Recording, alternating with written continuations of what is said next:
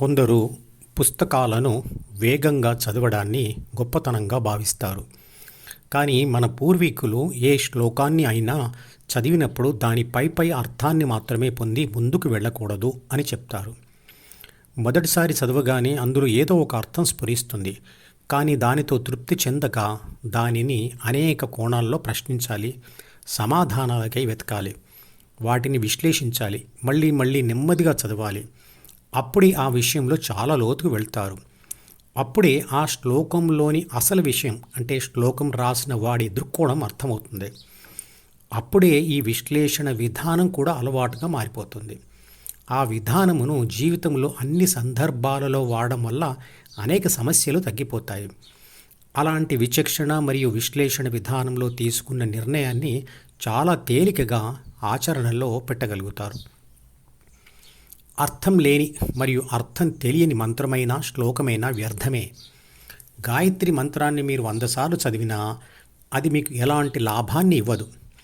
దానిలోని అసలు అర్థాన్ని గ్రహించి దాన్ని ఆచరణలో పెట్టినప్పుడే అది మీకు ఫలితాన్ని ఇస్తుంది.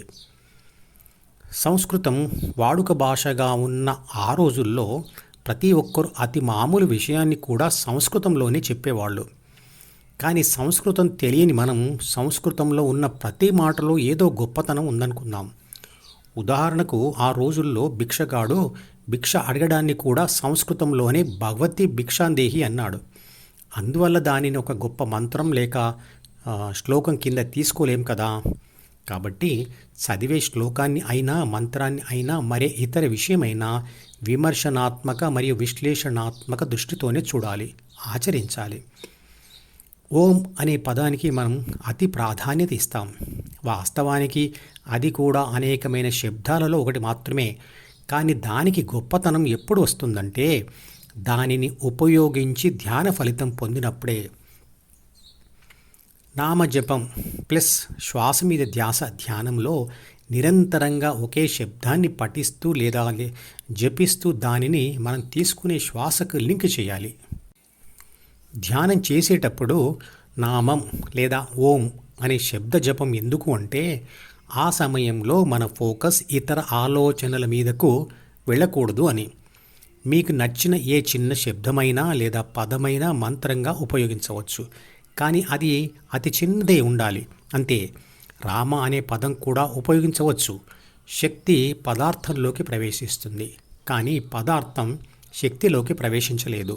విద్యుత్ శక్తిని వైరులోకి ప్రవేశపెట్టవచ్చు, కానీ వైరుని విద్యుత్ శక్తిలోకి ప్రవేశపెట్టలేము.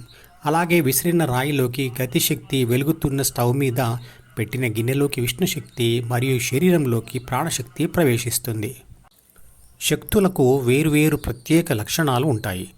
ప్రాణశక్తి తల్లి గర్భంలోని జైగోట్ అంటే పిండంలోకి ప్రవేశించి బాహ్య ప్రపంచంలోకి వచ్చిన తర్వాత అది తన శరీరాన్ని నిర్మించుకోవడానికి, రక్షించుకోవడానికి మరియు పోషించుకోవడానికి బాహ్య ప్రపంచం నుండి ఆహార పదార్థాన్ని సేకరించుకుంటుంది మరియు అందులో నుండి శక్తిని తీసుకుంటుంది.